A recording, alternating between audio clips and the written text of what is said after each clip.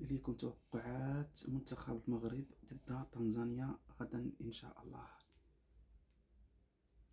هاد اللون الأخضر للمغرب، هذا اللون الأخضر للمغرب، وهذا اللون هذا، اللون الثاني هذا منتخب تنزانيا. انتوما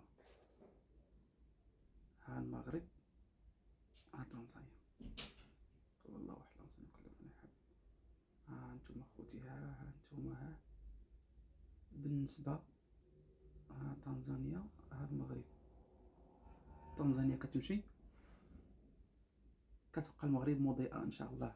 غدا ان شاء الله المغرب الى غتفوز ان شاء الله باذن الله اداء ونتيجة. وديروا النية، قولوا ان شاء الله، وادعوا مع المنتخب ديالكم المغربي، وديروا